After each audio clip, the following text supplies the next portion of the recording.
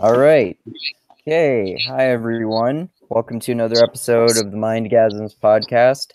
We had some technical difficulties last time with talking to my friend Mark Benjamin from Mixed Mental Arts here. So we're going to try this again, try going from where we left off, and we're going to try to keep that episode, but just cut out the parts where the internet got all fucked up when we lost each other's faces and voices there for a little bit. So just kind of continue where we left off if you want to there, Mark. I think we were talking about Bitcoin a little there, and we can I was thinking we can get more into philosophy and how it applies to this and just philosophy in general.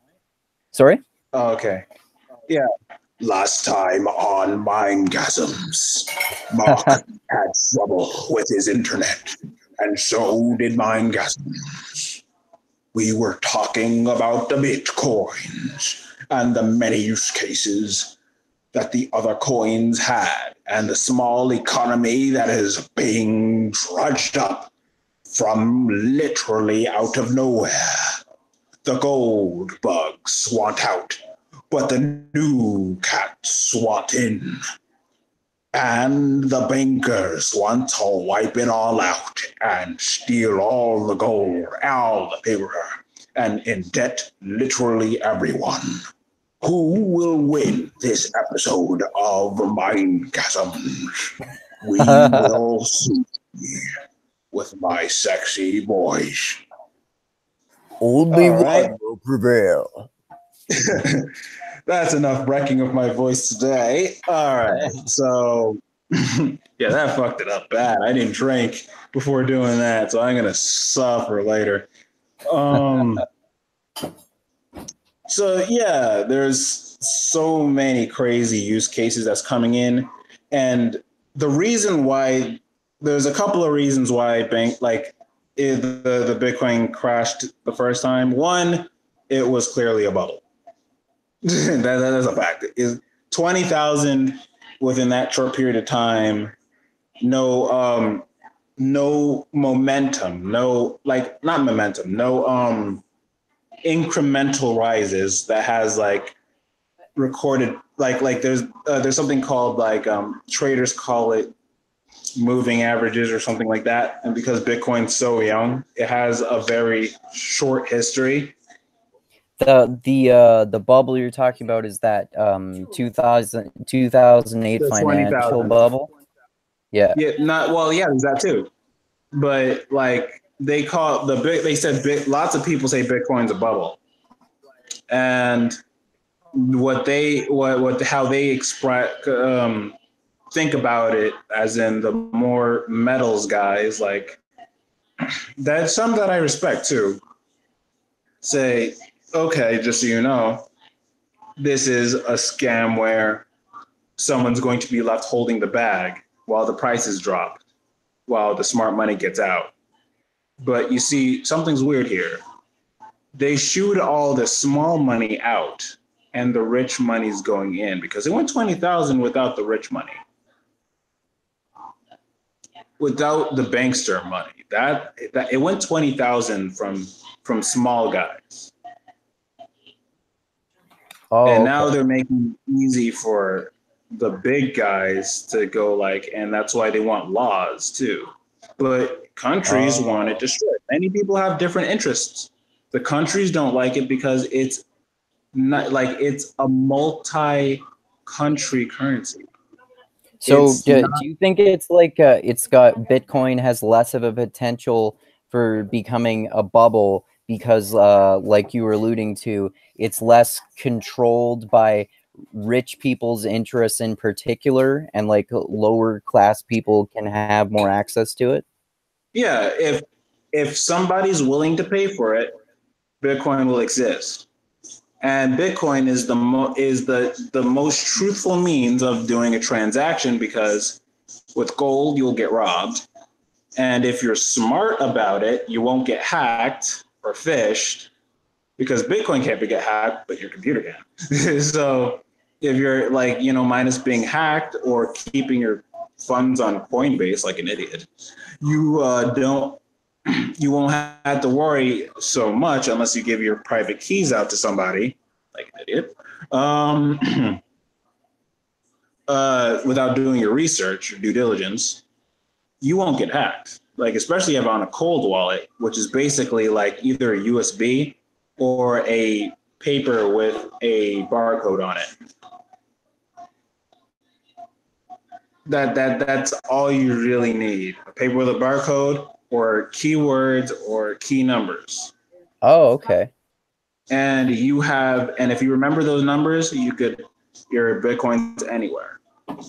You could have it, you could just go back on a computer, remember the keywords or have it written down, put it down. It's like, okay. And the USBs, there's like many different kinds that basically you hold a lot. Those are the ones that you'll hold a lot of money or investment grade. Like, okay. So how long? So you have like 100 Bitcoin. Like, okay, time to just have this off of the computer, but it's still in but the transaction exists. It's still in the blockchain. So when you put it back into the computer, in another computer, another place, etc., as long as one computer exists that's mining it or that's keeping the ledger going, then that history is there forever. Oh, okay. So how long do these do the keywords tend to be? Are they pretty long or shorter or what? Depending on how safe you want your stuff, it could be pretty fucking long. But some places it's relatively 16 keywords. Oh, okay. And then the key letters is just a copy paste thing.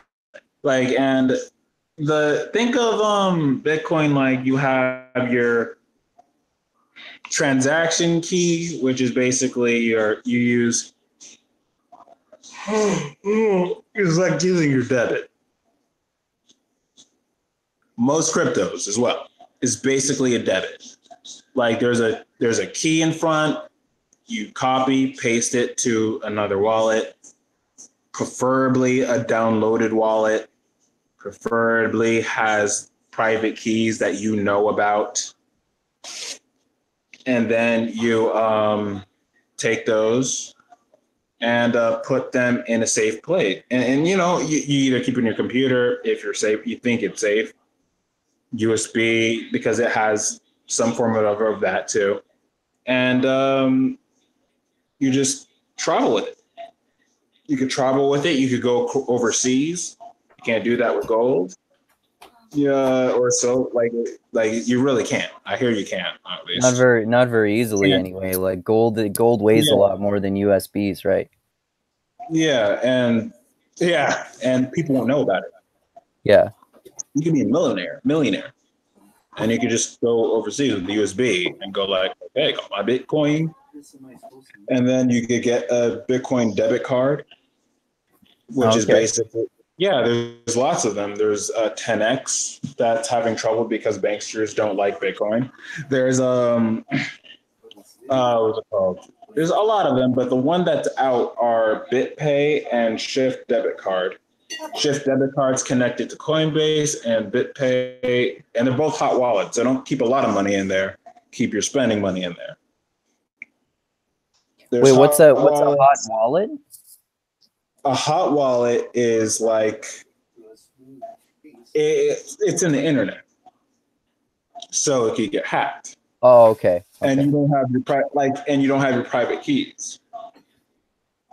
So a hot wallet is basically either on the internet or you don't have your private keys. BitPay, they give you private keys, but it's still considered a hot wallet because it's on the internet. Then there's downloadable wallet, which is a medium wallet. Let me just Flonase. Fuck it. Allergy season, Give me a sec. Yeah. Yeah. Yeah, Medicaid goes down. I'm good. So that's interesting. Thanks for going over the okay. Yeah, a medium wallet's basically so you have enough like personal value in Bitcoin now for that? I wish. Oh, If I, okay. but it's a place to hold your Cool. money, because People have when you told me hold it about in that, but I dollars, don't know like how to get into it if I want. Yeah. oh, to get Bitcoin, you need a portal or mining, and Bitcoin mining is too expensive now. So portal, like Coinbase, is like a bank, but you buy Bitcoin. They also have a debit card called the Shift debit card, and you could use the credit, because in Coinbase it's credits of Bitcoin. It's your credit of Bitcoin until you put it into your own independent wallet. That's how it works. So, but if you're using something like if you're using mining, then it's created from the energy of the computer that I was explaining before. And Okay. so, like, and the currencies are like now speculative, but if enough people goes in it, like if it goes mainstream, and the rich money and the dumb money and et cetera goes in it, then the volatility will stop. It'll just kind of have a flat general price. Okay. But Okay. right now, because it's a very new one, it's very fragile, especially when it's trying to scale. And the more people trying to use it, it kind of freezes up like a laptop and on a naughty website that gave you a virus. And you're just like, oh no, it's taking so long, but you'll still be able to see the naughty shows. It's just going to take a long time. Like the whole thing Well, will that's pass what through, matters, right? but it's long time in internet terms, because it's still faster than a bank, like a bank transfer, which takes 30, which takes like days. Right. Depending on Yeah. overseas or not, it could take weeks. Yeah. Yeah, even like Whereas you were saying, Bitcoin, even like a standard bank transfer tends to, I think they often say like depending on your bank, I guess. yeah, and Sometimes guess how it long a takes like Bitcoin transfer? 3 to 5 business days or something like that, which obviously is always going to be a longer period of time than the internet, at least in today's world. Like they're trying to scale and keep it faster, but until they have those scaling mechanisms in, Yeah. the longest it's like ever did was like, and this is under abnormal circumstances. The longest it ever took is also 3 days, but it's normal, as in it's in general. In other words, when they fix the scaling issues, it's normal. The longest it would take would be 30 minutes to an hour. The Oh, okay. faster it is would be like 20 minutes, 15 minutes. Oh, okay. Okay. That's good to know. And it's relatively rare for it to go like more than a day. It's very rare, but that's when a crazy amount of people are in, and like, overuse and what's it called, but that's the scaling thing. Okay. And So, as for sorry, go ahead. just a pain on my head right here. I don't know why. That's okay. So besides that, there's other cryptocurrencies, and the reason why I'm pretty sure it's a mainstay is because very soon there will be. We're going, like, some people in the circles that I'm listening to say we're not going to crash down. The dollar's gonna crash up. In other words, the dollar is going to be worthless here, but it's going to be like used overseas and stuff like that, or people will dump it, but only rich people will be able to use it practically. Normal people, as in poor people or just people in middle class, will be all screwed together, and racism won't exist because everyone's poor. And you see, the police state only likes rich people. So don't worry, quality of outcomes. So you think Bitcoin has the potential to balance out people's socioeconomic statuses? Yeah, if people like, and not just Bitcoin, just other cryptocurrencies, if creative people find a way to use cryptocurrencies within social good means and spreading it, far enough where it has a foothold where it won't be what's it called? Treated by its dollar worth. It's treated as just a means of account because it's a really, really good means of account. I have money and I have something of value in here. The dollar is going to fail up because of computer manipulation. Oh, okay. So I hear it's going to be volatile going up and down, but I hear that the stock market is going to fail up, as in it's going to be controlled and it's going to make no sense. But some reason, it's still going up and no one has a job. Literally no one.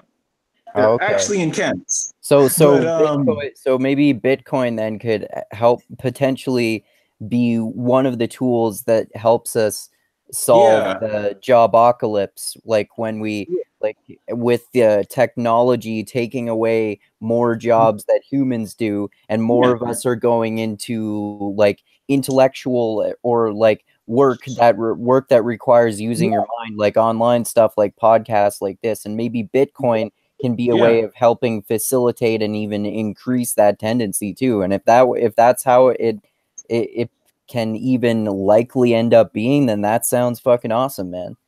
And you don't have to like ask permission from your bank to send it back and forth from somebody.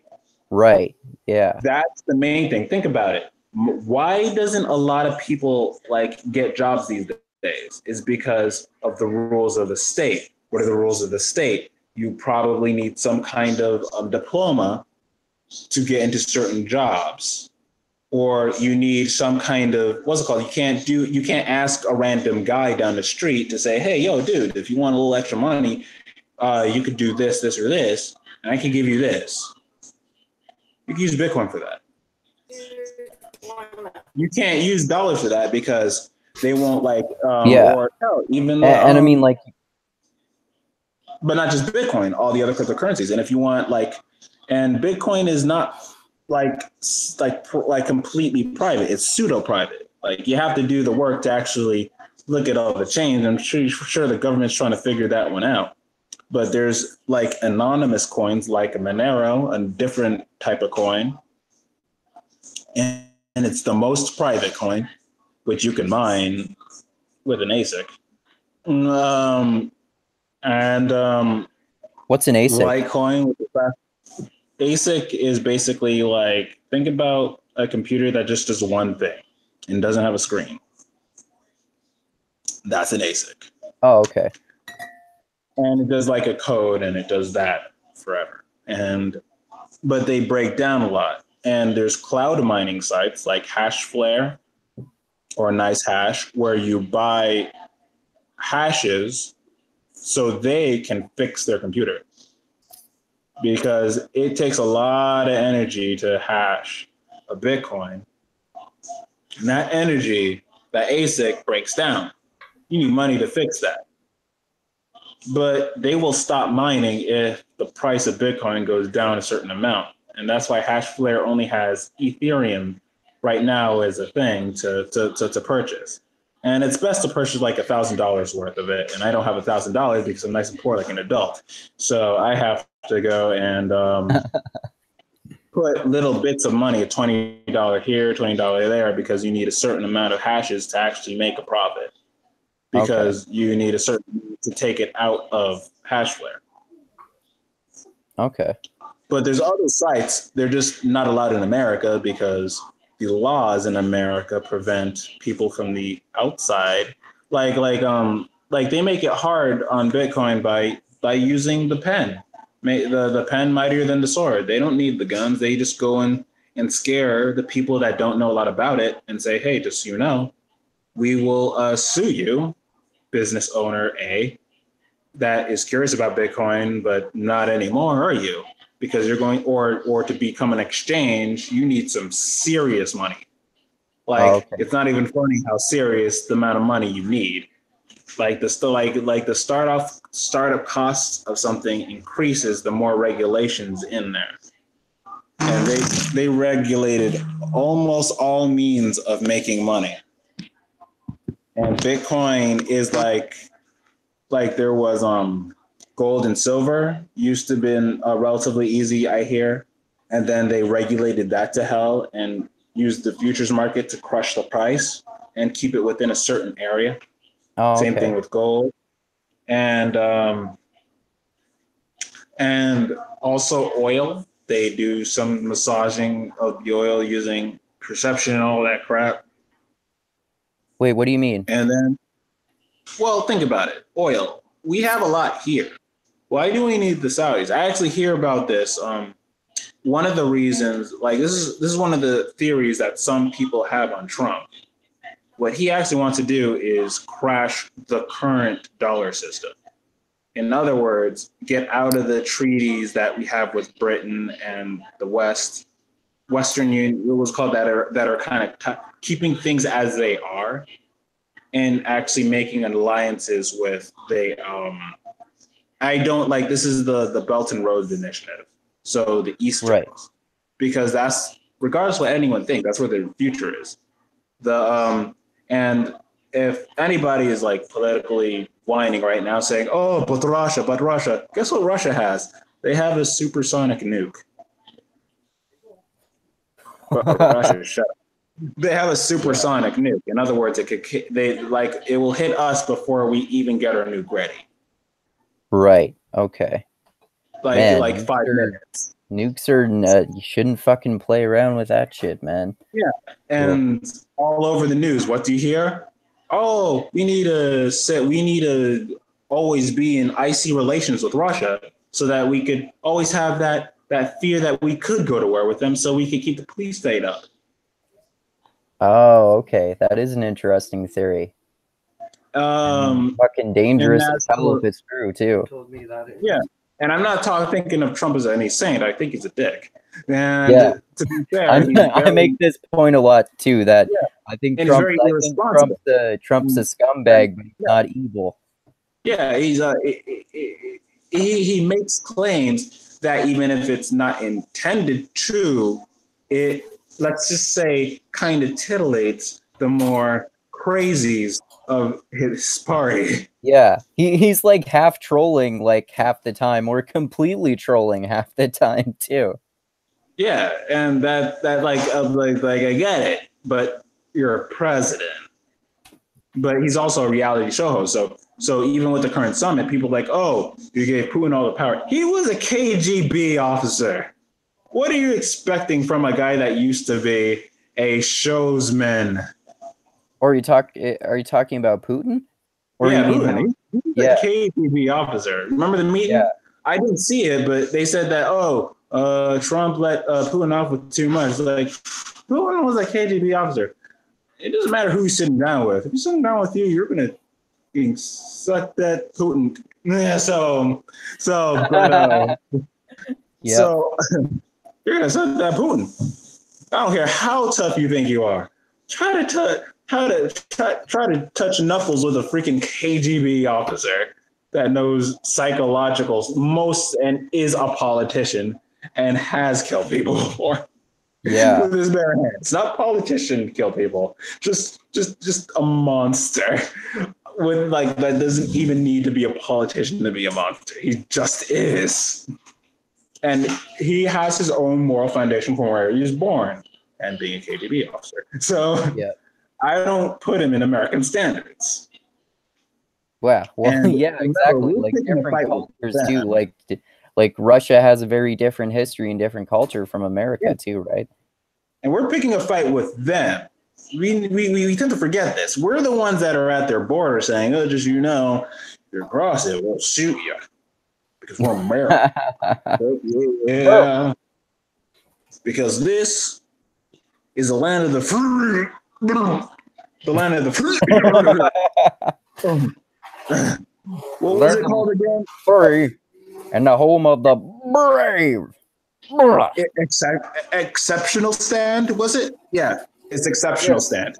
Exceptional stand. America's exceptional, okay? Gotta spread America everywhere across the land, across the world. America.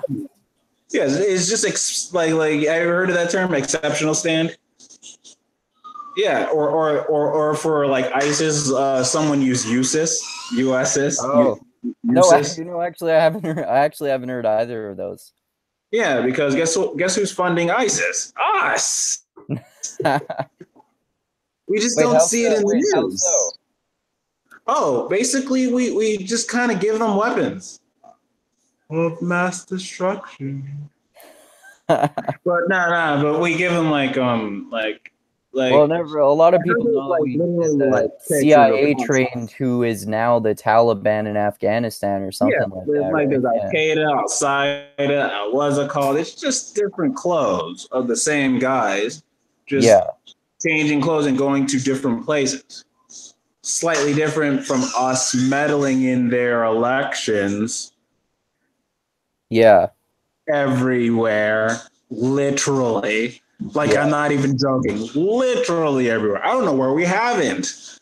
And I'm not a connoisseur of history, but I'm almost certain any idiot can figure out that we literally just like we had I think a CIA or KGB, like someone from the CIA or of those kind of agencies, literally giggling like a schoolgirl at the thought of like, we still don't like take over and make like do psyops to take over other countries through using the political means and I don't know meddle in their elections. Like it was it was an interview. And then the person that never happens anywhere, not in multiple. And then the guy giggled and says, "Oh, yeah, of course we don't." Ooh, I'm totally not. It was like an old man that was a KGB, like some kind of CIA or one of the intelligence, just literally giggling at the fact that they straight up used massacre or used means of disturbance of finance, used disturbance of just fake riots, just hiding, what's it called? It doesn't matter. You pick your poison and using legitimately good things like the white hats, I think they call them, and like hide people in there. Like Wait, what are the white hats? The white hats are something like they're the ones that keep coming back with information saying, just so you know, Syria bombed us again with gas, even though the war is literally almost over. And Trump said, hey, let's bring the troops back. And for some reason, there's just gas happening. It happened twice. I think it happened with Obama too. I wonder if this is going to become a trend. But yeah, like it doesn't matter if what they're saying is true. I feel a trend happening every time some president even thinks about leaving.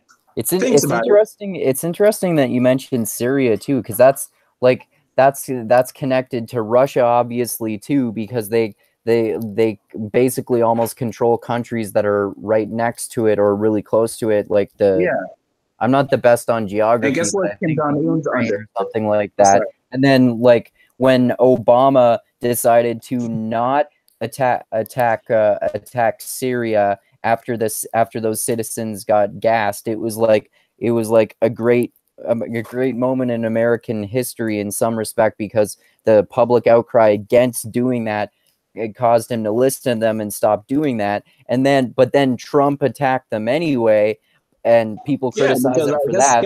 But if Hillary Clinton had become the president, she probably would have attacked them even more. Yeah. But then again, I mean, like, I've also heard arguments, and I'm not sure that I'm necessarily convinced about these, that maybe attacking Syria the first time when Obama had the opportunity might have even been a better idea, because it would have prevented it from getting worse than it is now anyway. And I'm not saying I believe that. I'm just saying these are all really interesting perspectives on these issues. You know what's the responsible thing to do is off and leave. Because guess what? What's the most damage that can happen? Only what they can do to themselves. If we do it, it's on us. We have been murdering them for how many years? How long have we been there? And that's how long we've been murdering them. And at all their neighbors. And then we look at Russia and say, hey, how dare you, as we are actively interfering in somebody's election, like literally that day, saying, oh, just so you know, you interfered with our election. How dare? How dare you? That's a good point. You and your big country and your guns and the fact that you want to get rid of the American, the Ameristan, the American way. It's just madness. It's the bad. Yeah, it's madness. How dare you? As I speak in this tone, as a representatives on the television. This is interesting. How we should get a little bit more into like we've already kind of talked about this a little bit, but like political philosophy specifically, like different ways of looking at this, and just like philosophy in general, if you want to. Yeah. I believe in like depending on like politics, I haven't read this whole book, but I read some of it. Like on the Jonathan Haidt end of things, and I like get that people have their temperaments and they lean whether like around. I can't hear you. Some people naturally lean libertarian, or their circumstances lean them libertarian, or liberal or conservative, and that are I literally can't hear you. Do you hear that? Oh yeah, sorry. I was just talking to someone off screen. Oh, okay. I had myself muted. Yeah. Sorry. All right. So some people lean towards different factors temperamentally, and then there's other people in actual like situational situations that get them within those boxes, which what you're brought up with. And that mix kind of puts you on one thing or the other. Mine is more like, yo, I get that, like, basically these political structures are made, like, in the way they are now. I will say someone's temperamentally liberal, temperamentally conservative, or temperamentally libertarian. I'm temperamentally libertarian, but I have a lot of liberal views, and I have a lot of anarchic views. But at the same time, I have a lot of politically atheist views. And I think that one's the heaviest. I think I'm really similar to you in that way. I would say I'm temperamentally libertarian, but I have some liberal views and I have a few conservative views too. And I agree. I agree with the way that some anarchists look at politics and everything like that too. Yeah, because you see, in my point of view, and this is my own personal philosophy, because I believe people should develop their own personal philosophy that's tailored to them. And my personal one is just one. It's the three parts, and you could kind of see a theme going. One is keep on walking. Regardless of the struggle, just keep on walking. It's not a feel-good story. It's just, and it's not even a hope thing.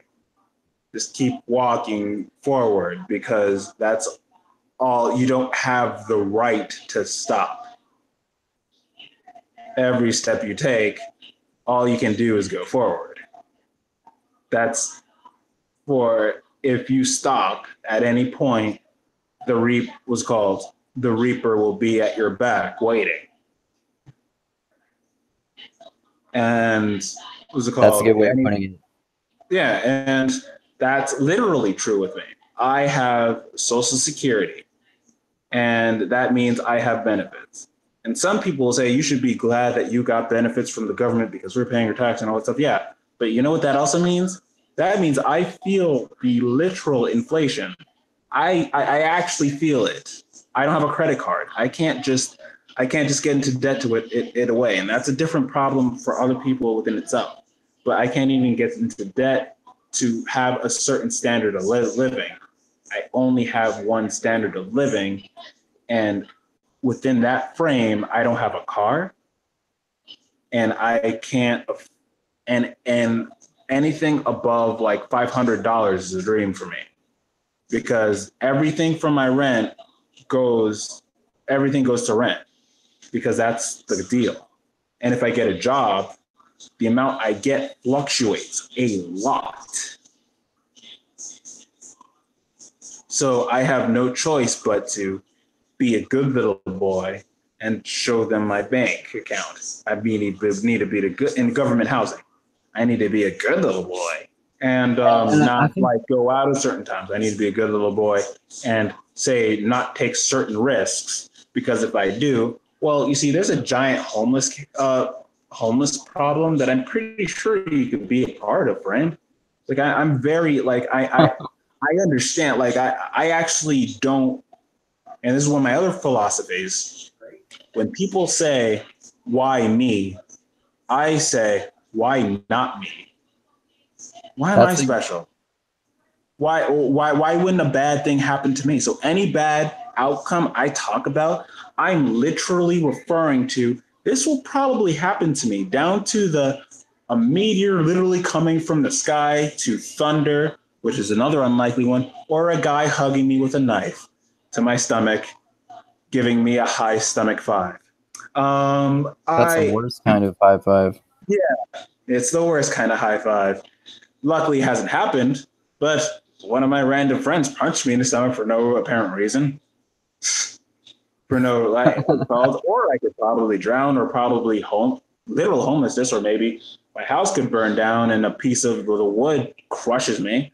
I think those, and with the healthcare system, I'm also thinking, okay, even if I have one broken bone, that means I get wrecked, because that probably goes above Medicaid and Medicare. And just those incremental things, because you have no choice but to think about them, because if you don't pay for them, you're going to be out in the streets.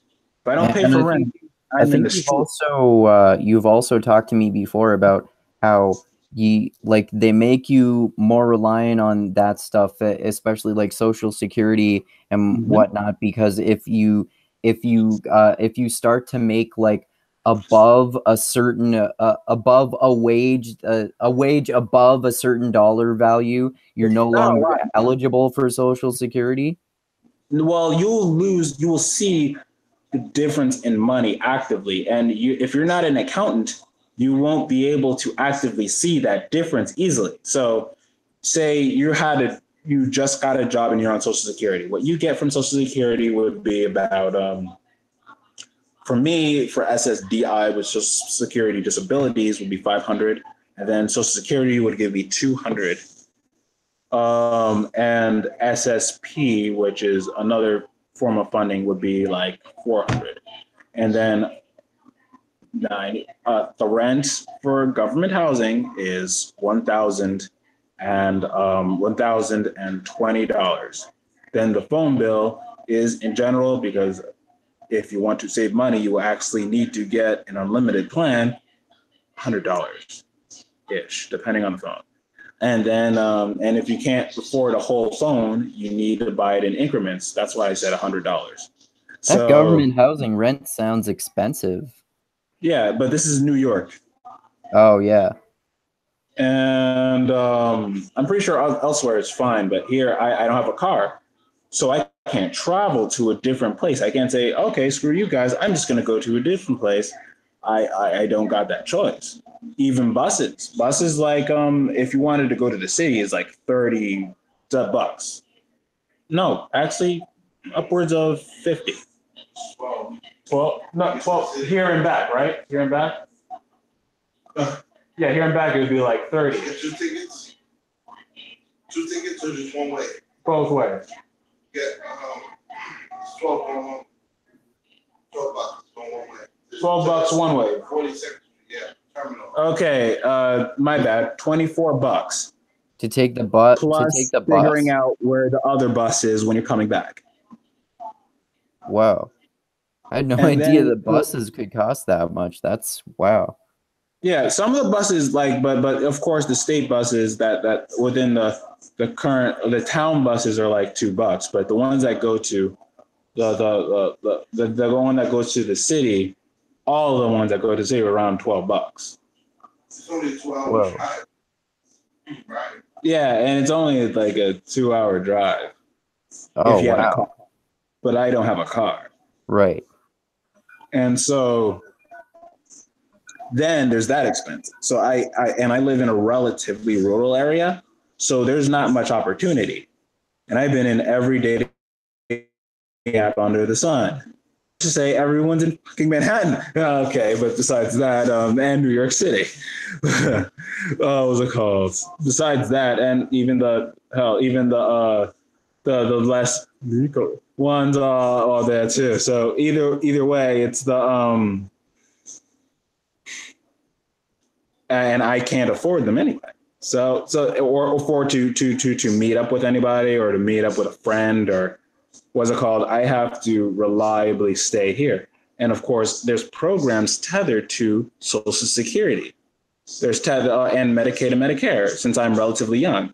And I have to go to programs that are basically like, and this is actually good for my mental health because I'm actually able to socialize because it's hard to socialize, but they don't like speak the way I like. They don't, their mind doesn't learn, most of them, the mind doesn't learn I do. So I'm still relatively like, I got friends there, but I don't got people I could talk to within, and I talk about everything to anybody. So I don't hide anything. I don't hide secrets. Oh, I don't keep them myself. I normally give everything out because you see, the last part of my philosophy is, and this is a personal one, is like anything that I would hold to myself is, I consider it a weakness. Oh, I agree. I agree with that.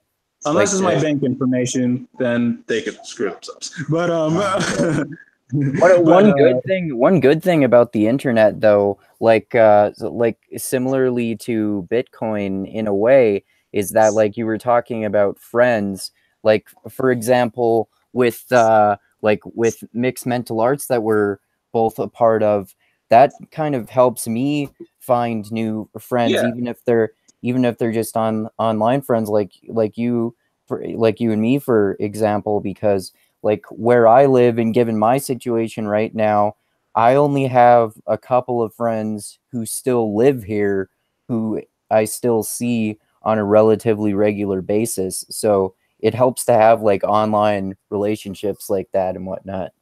Yeah, I'm actually the type of person that literally like at a shop, like I used to work at a ShopRite deli, and I would literally just talk to random people.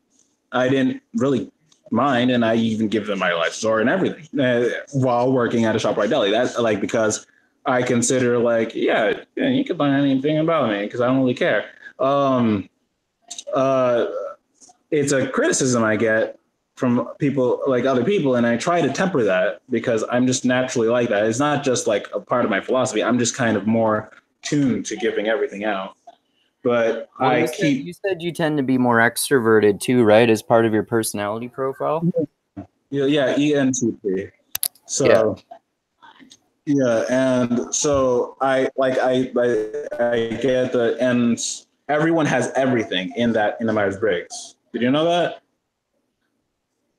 Oh yeah, everyone has everything in Myers-Briggs. So it's just that it's the preferred one.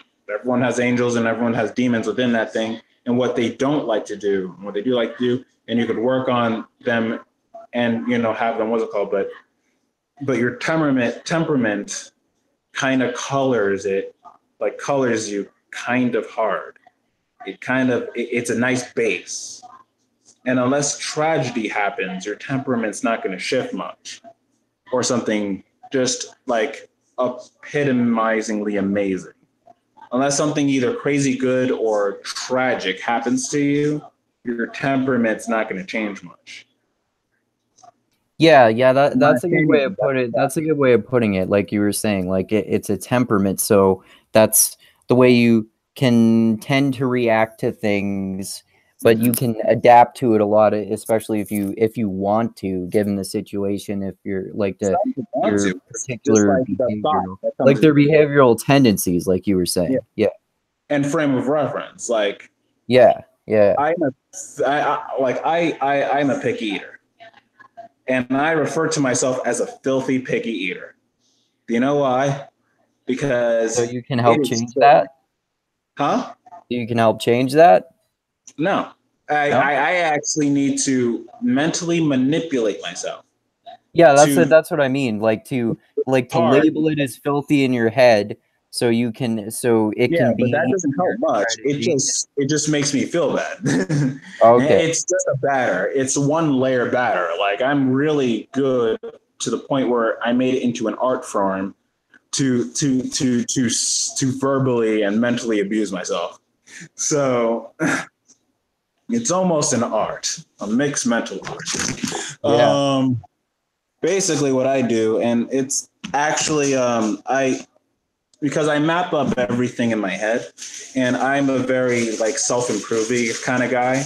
So I don't like to stay stagnant in the stew of self-depression and all that stuff. So no, I'm not like that. I actually do try to get over that stuff, but sadly, life happens. And if life I see what you mean. has I'm the same way. yeah, if life and with my temperament, if I don't see any perceivable changes, I can't just look things at another way unless like literal death happened to me and almost happened to me. I'm like, oh, I'm alive. Oh my God. Everything's in a different light. I appreciate everything. Sorry, humans don't work like that until that happens. Until that happens, the humans just kind of gradually change. And I have to push myself into certain directions. And I either use like multi-planned or multi-despair mechanisms. So like I didn't want to go back to ShopRite because I knew exactly what was going to happen if I went back to ShopRite. So I looked for literally any other job. I literally scoured the internet. I tried, but where I live is relatively rural. Have you heard of Rockland County? Congress, New York. It's a very mountainy area. It's not. It's 40 minutes from New York City.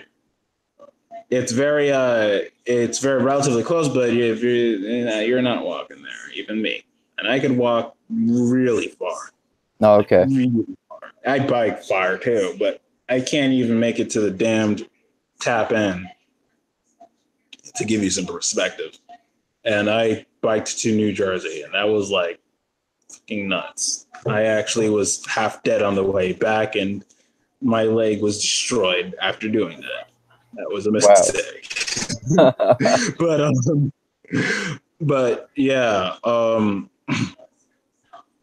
when you're in a situation where one, the opportunity is low, two, you're financially just stuck. Like if you go one way, you'll suffer another. And you'll be in the exact same position, just in a more chaotic form. Same thing with the other. If you're out of a job, then you'll just be getting screwed in a different light. And you won't have much change. You'll just have a different form of problem. Minus luck. Unless luck happens to you, which I don't rely on that as a factor. I keep that as like, I hope this happens, but I don't think it's going to happen. Yeah, it wouldn't make sense to rely on luck since it's not something you have any control over, right? Yeah, it's a factor that can happen. Someone could give me $1,000 and I could invest it into a cloud mining thing to give me perpetual money for a long time, and then use that to make more money. But guess what? I don't have $1,000 to put there because I need to put that shit into rent. Yeah, me neither, man.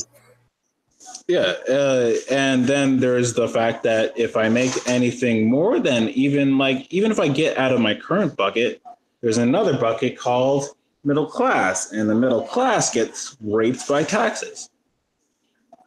Yeah. And then there's the middle rich caste that gets pounded by taxes. And then there's the rich people that don't get pounded by taxes because they found out, just so you know, being middle class sucks. I need to get out of this.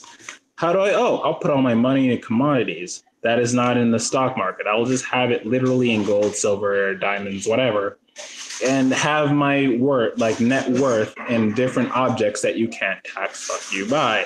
That's basically what rich people do. They buy commodities and say, haha, screw you. I'll just cash this out in Sweden. Oh, right. Because then this money is They not make dollars actually sometimes. technically my net worth. It's in commodities, therefore I don't have to pay taxes on it. Yeah, I have my gold bars at my house, so fuck you, I don't have to report. It's that thing. It's nuts, but that's how the rich people do. The normal people that say, "Oh, we'll follow the rules," get taxed to hell and back, and get pounded by the tax man because the tax man needs a new hole to fill. Yeah, and so like when you understand all that, you see, despair doesn't come from not doing anything. That's what people mix it up with. People think despair is the point where you just stop moving. No. Despair is the point where, regardless whether you stop moving or you keep moving, you know how the end will be if something doesn't change.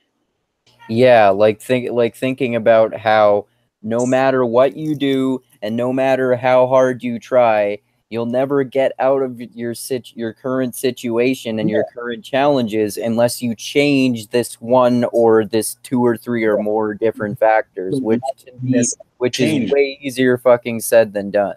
Yeah, well, the likeliness of changing that situation is either luck or opportunity, which I don't have, which I am very lacking in.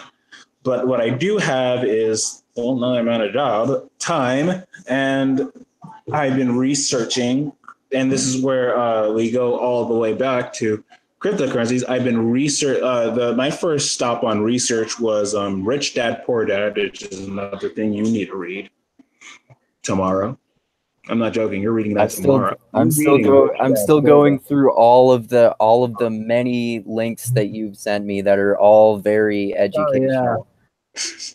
Oh, yeah. Rich Dad Poor Dad taught me about like how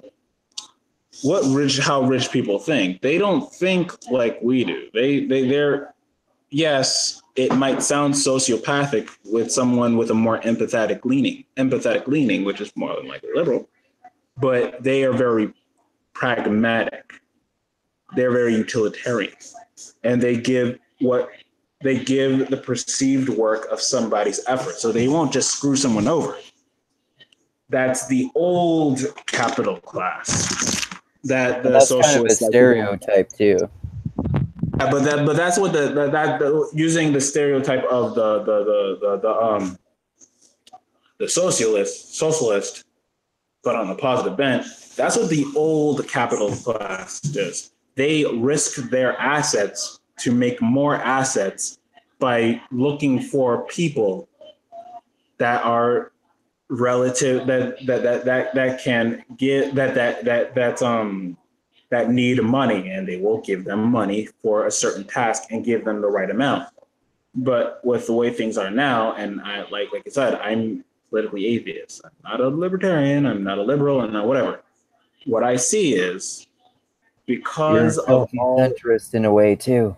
Yeah, with all the many restrictions that the way the current neoliberal system works, where the laws that are there prevents the small guy from making creative decisions. And it's interesting too because it does that while attempting to maintain the perspective that they're trying to help the poor in particular, but in reality, it sounds like the way you're describing it, it ends up hurting them a lot more than helping them financially speaking. And the people that can't qualify for the stringent version of quote unquote poor, which everyone is at this point. If you're working paycheck to paycheck, you're poor. That's just a fact. Well, guess what, bucko? You're poor too. You just can't apply for Social Security and Medicaid and Medicare. So get ready. Your pockets are gonna be violated by me, Mr. Taxman, and me, Mr. Guy with that hat, and the debtor, and me, debtor's prison, baby. Let's do this. Sounds fun. Prison sounds fun So, too. yeah. You can get raped. You can get raped not just figuratively, but also literally. Yeah, because guess what happens when you don't pay like a thing? You'll try to find ways to pay it, probably get into not exactly the most legal means, whether it be selling yourself to prostitution, man or woman. I'm pretty sure both are doing it at this point, and or being in a gang or stealing or whatever. Then you get into prison, and then you meet Bubba. So Yeah, I'd be a gigolo if I thought it could work out. at this point, yeah, even I'm at this point. So like if it was so illegal, even I would like, you know what, if you want to see some leg miss, that's how desperate I am for money at this point. Oh, you still there? Yeah, looks like you're frozen, man.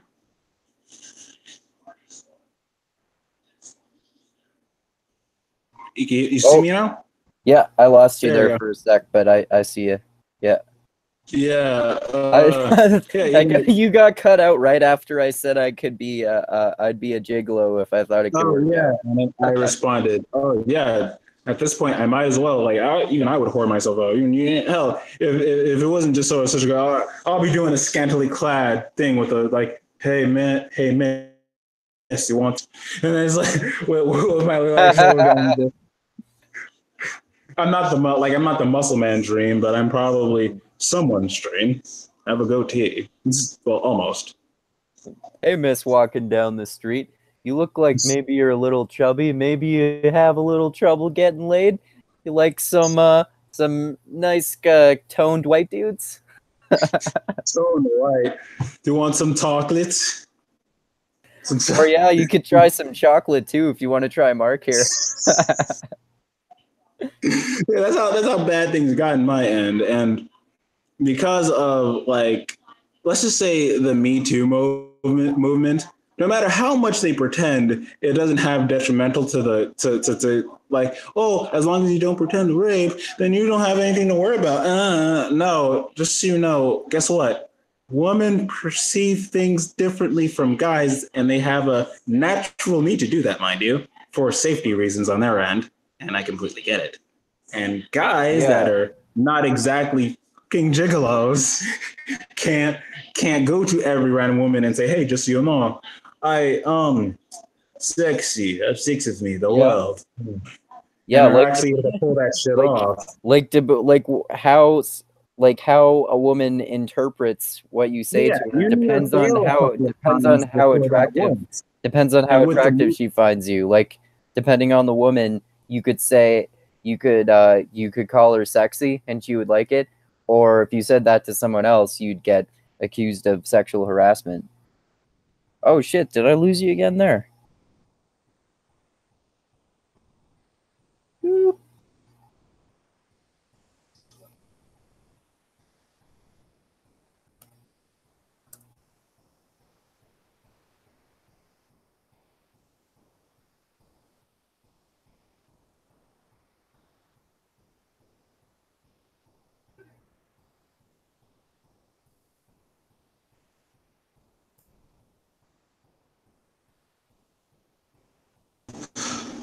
Oh, there you are. Yeah. Just when we were talking about such interesting stuff. Yeah, it was some fun stuff too. So where was we? Oh yeah, the gigolos. So yeah, just think about it. Like, I haven't dated, so I don't have that like experience that you need. Like, and everyone that like every fucking gigolo level person went through trial by fire.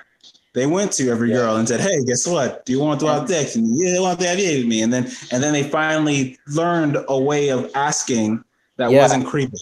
Yeah, exactly. That's an important point. Like, there's no well, as far as I know anyway, maybe there are some, but I've never seen or heard of any class that teaches you how to talk to women. Like, I was just saying, I think when you got cut off, I was saying, like, depending on the guy and depending on the woman you talk to, you could literally tell one woman damn, girl, you're looking fucking sexy today, and she would appreciate it. But if you said that to someone else, they would fucking slap you in the face and charge you with sexual harassment.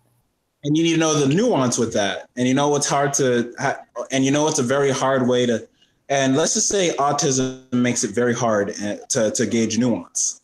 Yeah, I bet it does. Luckily, I do a lot of psychology, read lots of psychology stuff, like from the MBTI, not the actual psychology stuff. And if I had the opportunity, I'd probably, but right now with the Me Too movement, I can't even do those experiments. And I'm not the type to hang out in bars. I don't drink. So I don't even got that kind of opportunity. I've had my fair share of experience with hanging out in bars and drinking, and it's sheer fun. I understand why people do it, but I got bored with it because I thought it gets boring after a while. I'm pretty sure it does, at least for someone like me. But and the main thing is like and I have acid reflux, so I just can't. I did a little bit because a friend told me about it, but yeah. But funny enough, can you hear me? Yep. Oh, good. Okay, yeah. Funny enough, like I had such a fucking hard time. I because I don't have any. There's no like freaking crazy stuff around me. There's no, whether it be legal or not. I don't got any what's called, or at least it's well hidden, because I live in a more rural area and nice and policed and safe and all that stuff. It's nice and clean and what's it called? Very what's it called? And they're very friendly. Like it's very hard to be racist in freaking Rockland County because everyone's here. Everyone's here. Everyone's interacting. If it's someone like says really multicultural.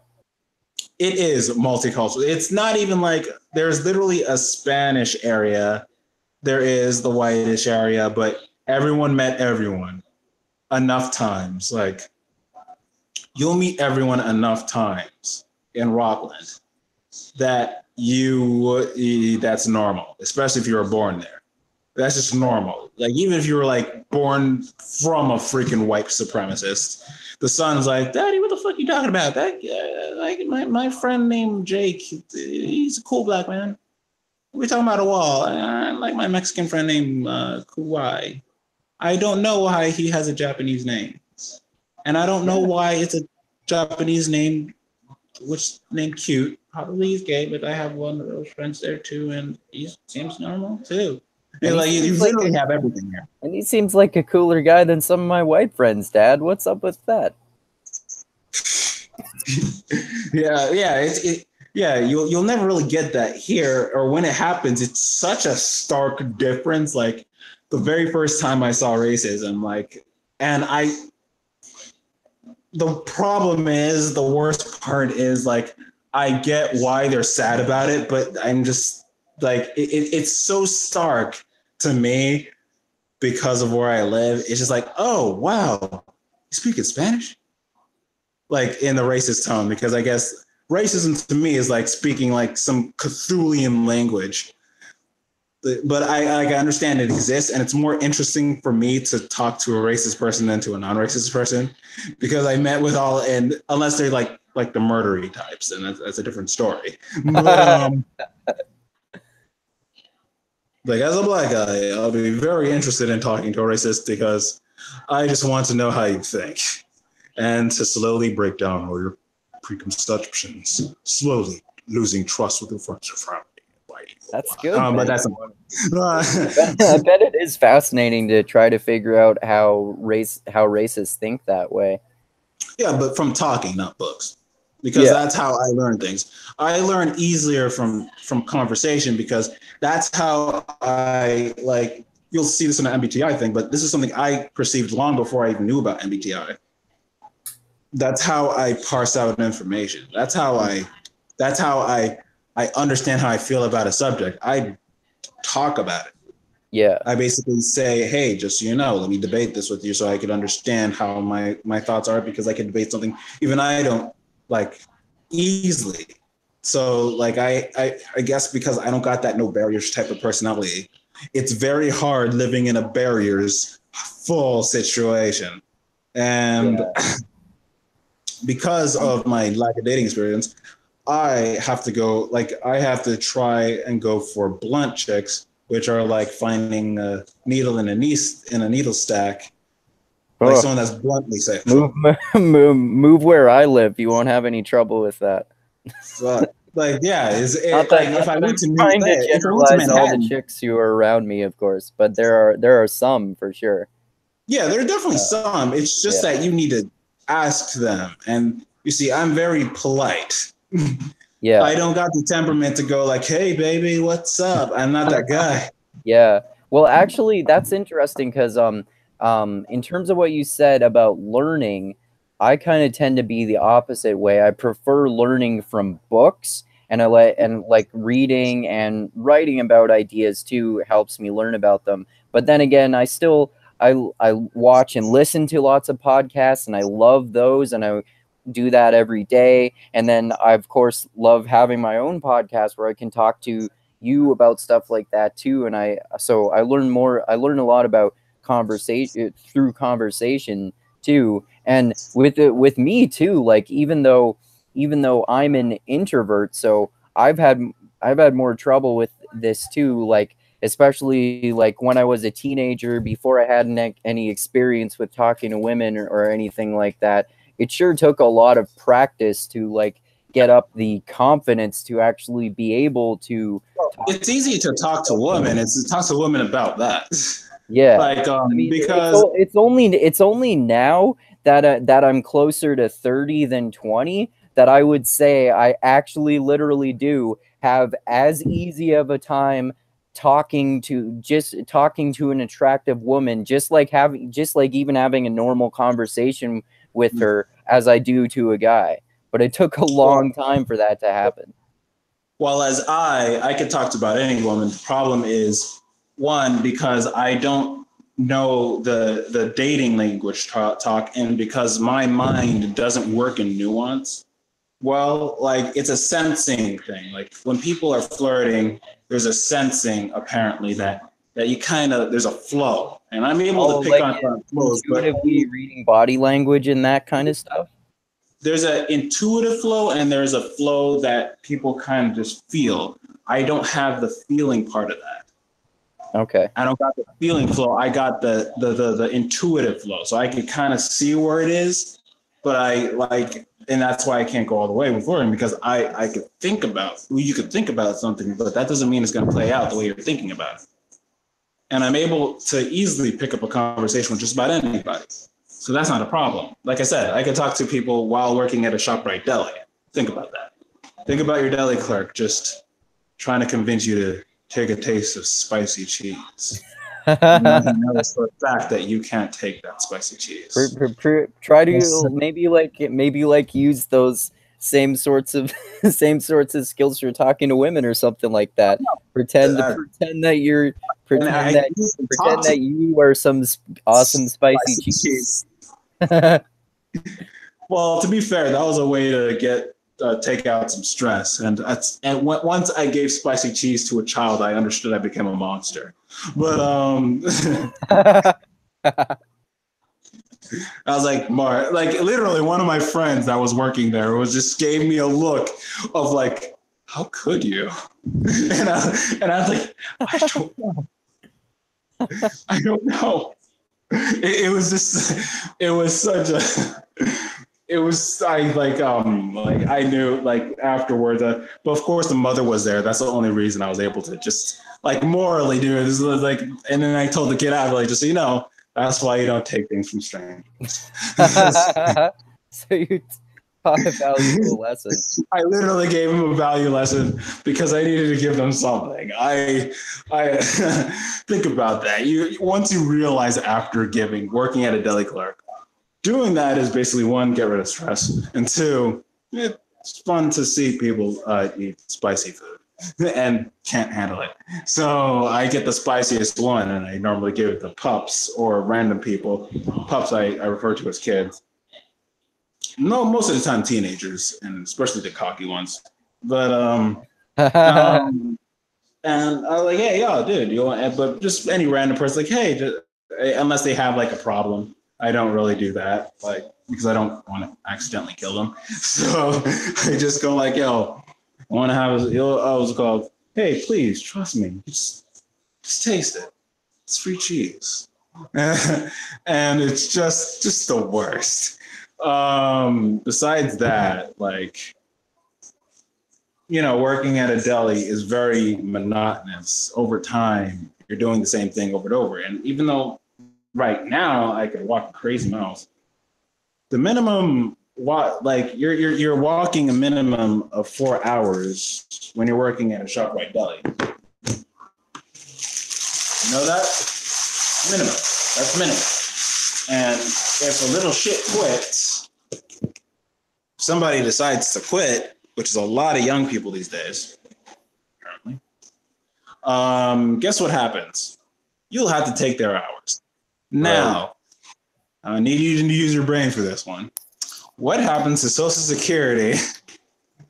Thoughts on me when the little shit quits and I am apparently the only reliable actor that worked there for 2 years and has a very, very wants to keep in good graces with ShopRite, so that if, say, I can't find a job after moving to Congers, which is relatively far from where I live, I could still go to a different ShopRite, because if you just leave ShopRite, you will just never come back.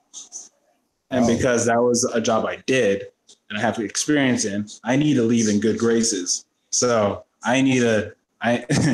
so in that thought process, within those parameters, what is the logical thing to do?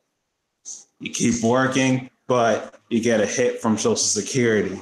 Your working hours is not quite enough to pay for your full rent. You try to pay for your full rent, but then guess what? Social Security hits you again. Oh no, not eating that much this month. Oh no, maybe I have enough this month. Yes, this week. And it's week by week. The schedule changed week by week.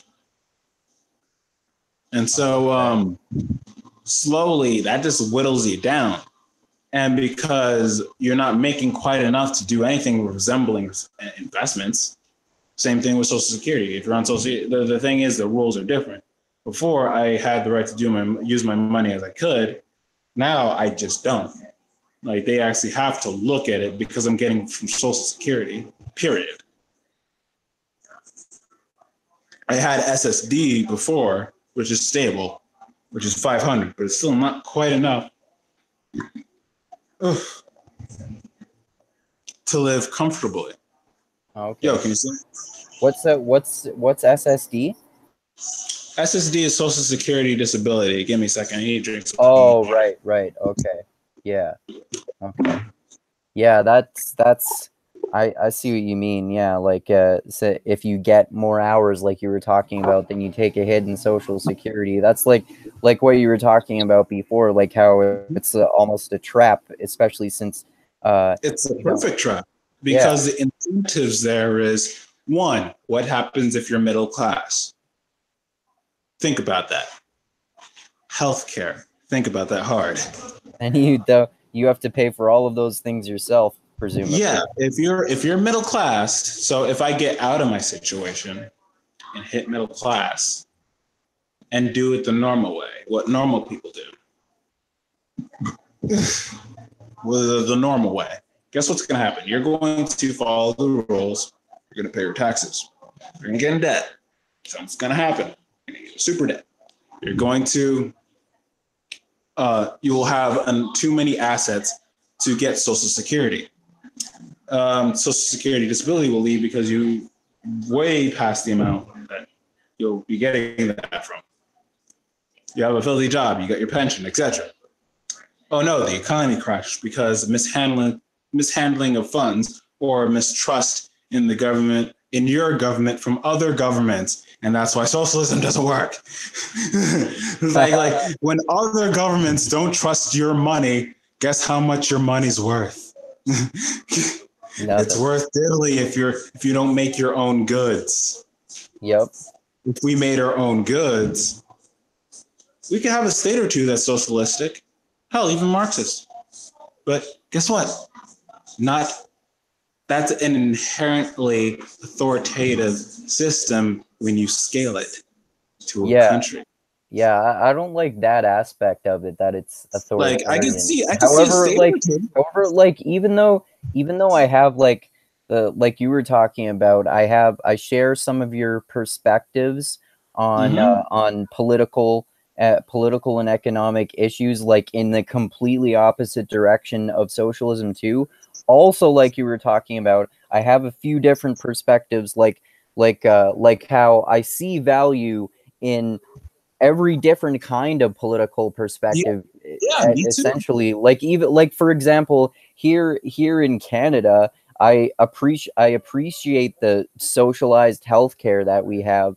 Maybe like I don't understand enough about how it works economically to know if it's ultimately better in comparison to the American system or not.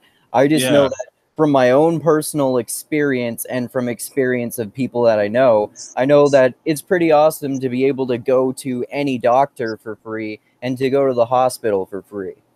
Yeah, and like I said, if it was a state or two, I could see it, or a couple of businesses like healthcare, for instance, that could kind of force private healthcares to like not be dicks. I would be perfectly fine with socialism. I'd be like, okay, yeah, sure. The problem is once you scale it to a country, you have to be authoritarian because not everybody's naturally bent that way. People, and you'll just be putting capitalism in the dark markets. And you don't want full-blown capitalism in the dark markets. Especially if you heard Dave Chappelle's last special. You'll know what I mean if you saw Dave Chappelle's last special. I've seen his last special, but I don't remember the part that you're talking about. Which part is that? And he was talking about like a woman's mileage, and it was dark. like being a pimp and that kind of stuff. Yeah, but to be fair, that could be stretched to all Americans everywhere. It's how the political system works. It's just that it's not as openly dark. Like everyone has a mileage. How much can people get from them? And that's what politicians do. How much can I stretch people before they will beg me to take away their freedoms? And that's what happened in 9/11. And I like how you were talking, about temperaments too. There are always some people who want someone to rule over them. This is another thing I was talking with Danielle Bolelli about yesterday, about how there are some people who always want this like dictator or father figure to just solve their problems for them, because it's easier to just send those problems to someone else and let someone else take care of them than it is to solve them yourself. Yeah, it's the left authoritarian and right authoritarian. And actually, I call them Antifa. The Antifa types are the left anarchists and types. In other words, people of their ilk. Not all of them are the same. Not all of them are bad. I know that. Like, I watch Sam Cedar. He's awesome. I just don't agree with all of his views, but that's a different story. But I do like what he has because he is trustworthy. Oh, yeah, and we'll get into the how you use trust. How do you do trust in the internet next? Where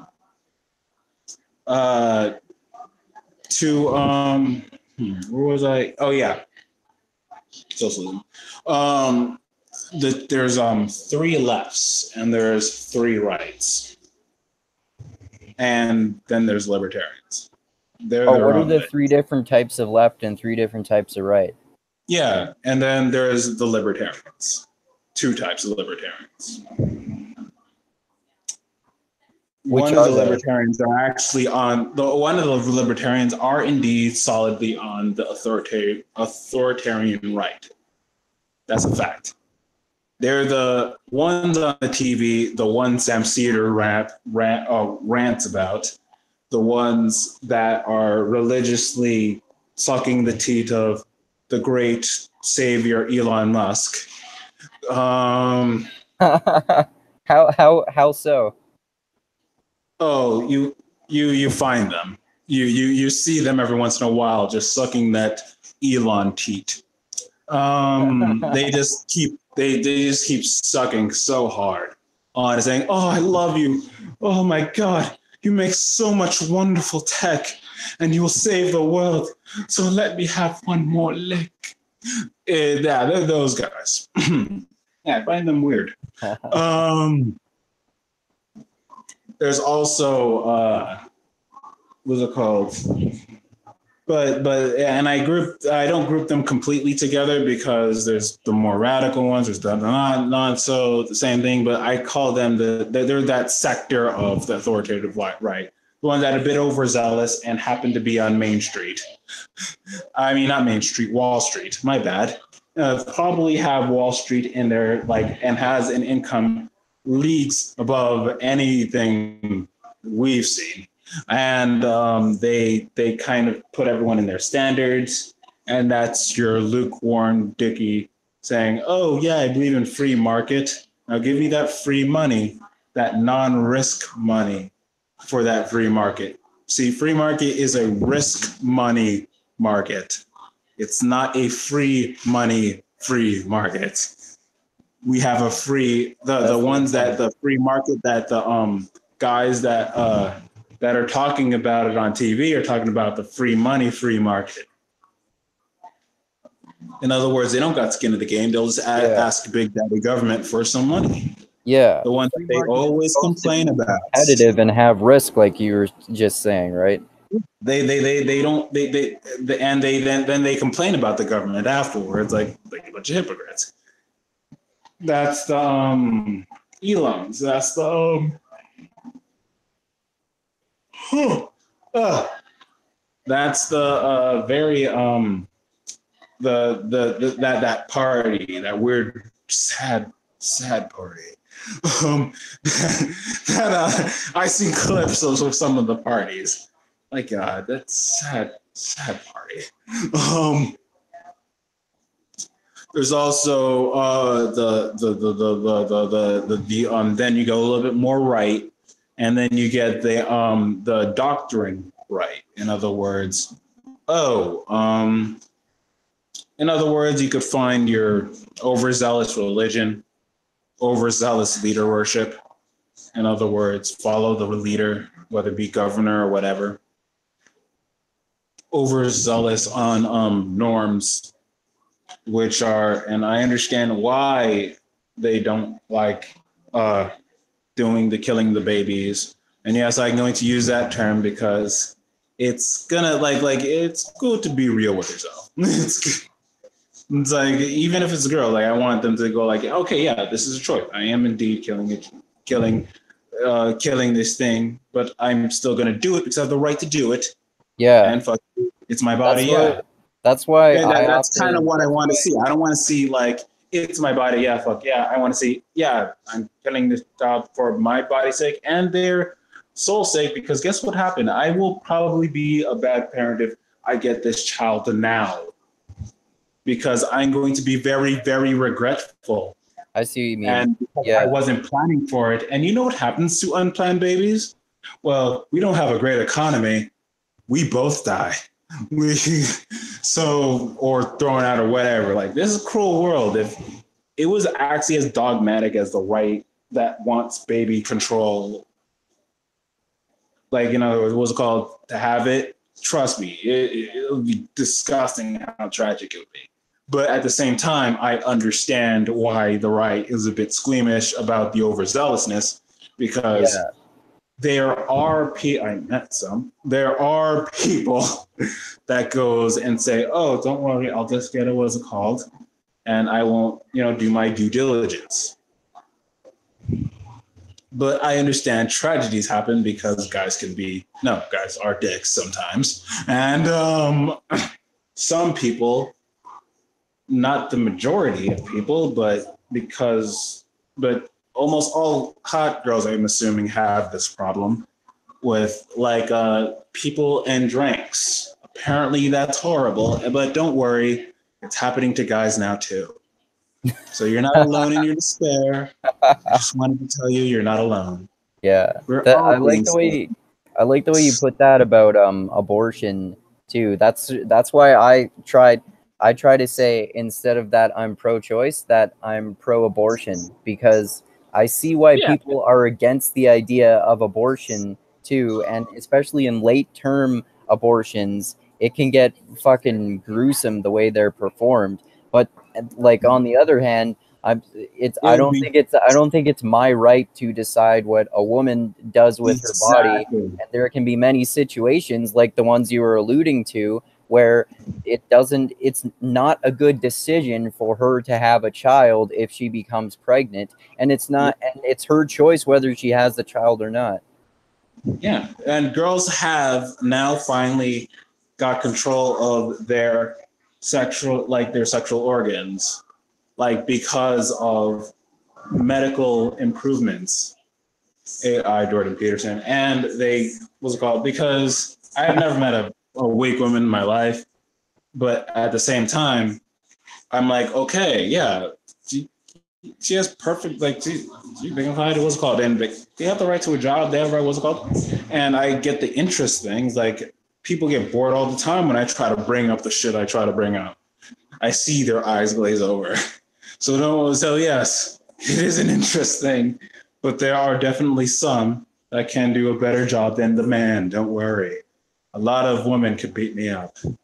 I actually make this joke a lot. It's like, hey, just so you know, yeah, a lot of girls out there can kick my ass, so I don't treat them like and at the same time, like, I just don't want to treat people like shit.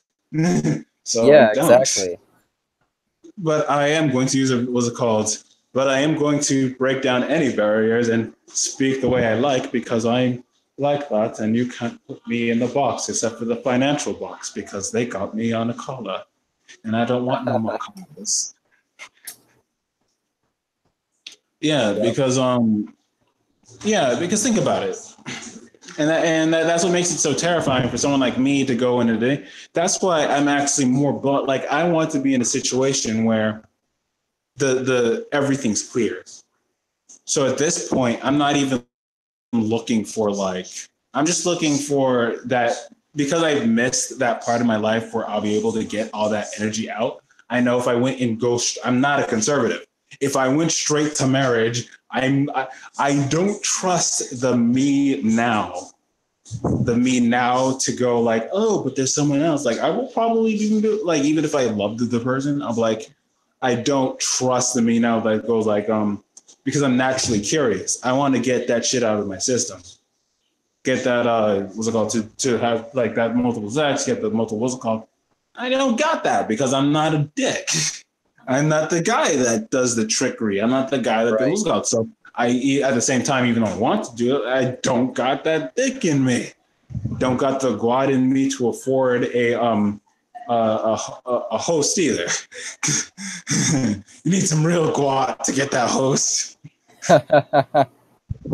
Yeah, I see what and you I don't got the car to get to the city where every freaking host ever is. Well, I quoted on one of the mixed mental arts chats recently, like a great poet once said, "You got no money, you got no car, then you got no woman, and there you are." Yeah, Mr. Mr. Young MC. Yeah, because I'm very proud. Like, what's it called?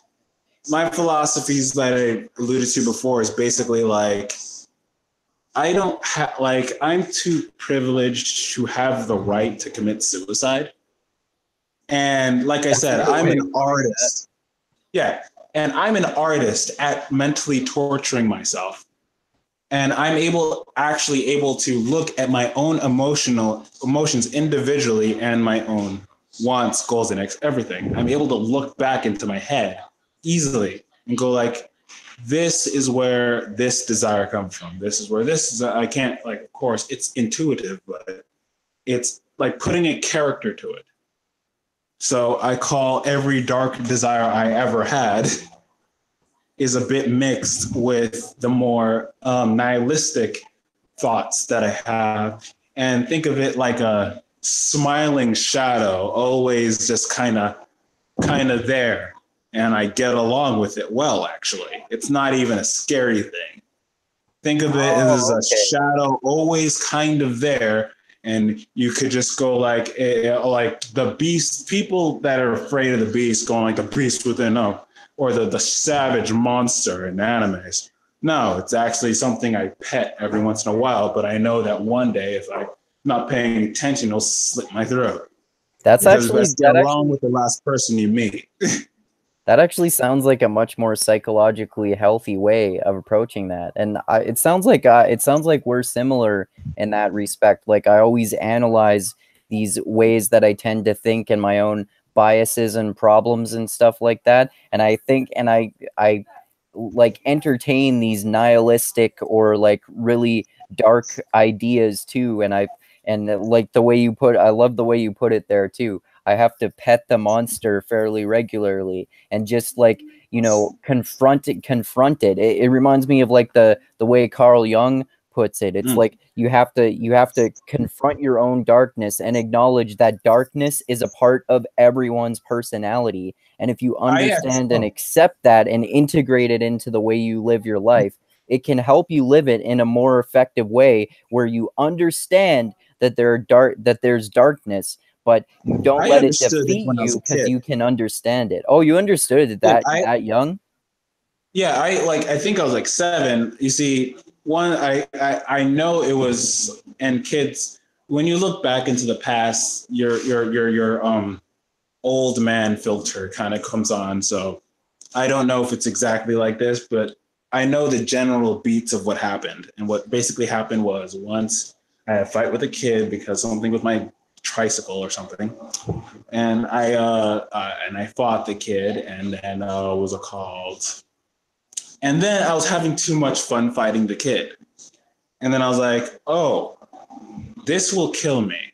I don't know why I knew that, but I intuitively said, oh, this feel like two things popped into my head. This will end up killing me because this is not a act within the normative frame. And no, I did not have that articulation when I was a pup. And the second one is this can be used, this energy can be useful, because at the same time, I intuitively knew that in life, shit happens. Probably because I wasn't a rich, snotty, walled-off person. But I was relatively middle class at that point. So that's at that point, yeah. But it was because I think my dad was in the picture and I was young. I had a sister and brother too, so we had the rough and tumble play. We had the what's it called, and I was and plenty of what was it called, but I barely remember that shit. But most of it's like what I understood that was a part of me, and I was never really afraid of it. I just said, oh, if this harmed others, I will die. I don't know why I knew that. Because all monsters' reign can be long and bloody, but they always be ripped apart at the end. Yeah. That's like pretty impressive that you understood that at such a young age, because it took me a long time to figure that out, about how to deal with darkness, and I still have trouble with it fairly often. But it's always something that I have to work on. But that's interesting that you figured that out at such a young age. But at that age, I said, oh, but what's the best way to suppress this problem? And this is where probably one of the ways I've learned how to intuit myself, in other words, look into my head, is like, what's the most optimal way of dealing with this one? Don't get yourself into situations where you'll need to fight, because you won't have that desire to play with your food. And so, right. And so I never became the bully. I became but But at the same time, I never became the weak one either. I became just the talkative kid that was slightly but normal aggressive, but not jock. Like I backed away from fights. I negotiated. Even as a pup, even teenage years, I saw other people's mistakes. I always saw the mistakes of my sister and brother. They're the ones that ended up doing like the crazy shit. Like I said, I got swatted before because my sister's boyfriend just has the worst enemies. It's not even his fault. He just has the worst enemies. And we got swatted, as in a SWAT team came and said hi. And oh shit, that's what you mean? Yeah, swatting. Yeah, that's what swatting is. Oh wow. Our house broke down because my brother was playing with my sister's Easy Bake Oven when I was younger, which destroyed our house. My dad died of what's it called? That disease with the sugar. And was diabetes? Yeah, that. My mom and had afterwards, at the same time, I was not exactly like, I was neither happy or sad. I was just worried what was gonna happen to me. And so I was probably just too young to process those kind of things. I was like 11, I think. Besides that, the financial situation went downhill. Our house got gradually smaller, messier. Oh, even worse. And I had that war with bugs. What was it called? I had many wars with bugs. I became more cruel, more distasteful. I poisoned many a bug in my life using lotion and soap. And if you ever had an ant problem, just use soap. Yeah. Not bar soap. I'm talking about liquid soap. Okay. Put that shit away. Besides that, but of course I'm naturally curious, so I wanted to understand myself. So I always go on the computer and look up stuff about like things that I probably slightly understood about myself, because I was always intuiting those things, and then I talked to somebody, and then the information helped. What's it called? And apparently that's the thinking quality is very a feminine quality, and I actually got that one. The thinking, I think, is a thinking one. Within the ENTP, the thinking one is relatively a feminine quality because guys tend to not have to think, like overthink a couple of details, I think. Oh, I'm not okay. sure. If that's true, then I definitely have a strong feminine quality too. But it's not. It's like there's intuition, and then there's the thinking, and there's the I and the E, and one of those things. Oh yeah, thinking rather than perceiving, isn't it? Something like that. And I have ENTP. So I have a double decider, apparently, perception and ENTP. Okay. And apparently, what was it called? And I'm not going to go through how that works. Yeah. But basically, because even I'm still learning about the bits and pieces, a lot of holes in my information on that. Right. But basically, the fast part is I always wanted to. One of my core beliefs, it's not even a core belief. It just is. I love humans. And that's actually, and I'm not a groupish person, and I'm not a person that idolizes people. So, and if I ever catch myself doing that, I'd automatically go and but that person's just a human. If I'm pissed off, I think, oh, that's just a filthy human. Those are good qualities to have. And I remember one of my beliefs is no matter what someone says, why me? I think, why not me? Right. Yeah. You mentioned that earlier. Yeah. Because something negative is a lot more likely to happen than something positive and random and tragic. Yeah. Murphy's Law, right? Yeah. Huh? I said Murphy's Law, right? Yeah. What's the word? Murphy's Law? I probably heard it. I'm just not sure. It's something like, if I remember correctly, anything bad that can happen will happen. Oh yeah, pretty much. Yeah, and because of just straight life experience, I never had something straight tragic, like a blade through or a broken leg. But you see, I've been through the healthcare system. I've seen people that are cognitively dead. I've seen, what's it called? And then I'm like, yeah, I know some people can live like that, but I have a lot of pride, and daddy doesn't want to live like that. And so if something tragic like that would happen, I just want someone to finish me off at that point. But but at the same time, I'm like, but I do respect their lives, because I've lived in a situation where normative existence. And it's very hard to be racist or an idiotic, bigoted, whatever, homophobe, privilege. It's hard to do that when you've met literally everyone at the bottom spectrum, including homelessness. I've seen some people within that situation, and I gave something when I had money, and I didn't when I didn't, because I was poor too, just slightly, like I understood easily I could be in their position, and I could still be in their position. And with the financial situation going on that caught my eye through YouTube, which could help as a good segue to that, I understood I have to keep attention to this because I'm poor enough that it matters. Because any slight action they take, it affects me directly. Right. Whether it be a socialistic thing or a capitalistic thing or Trump. Like, I don't even think Trump's a factor. He's just the little bit of chaos. This was happening anyway.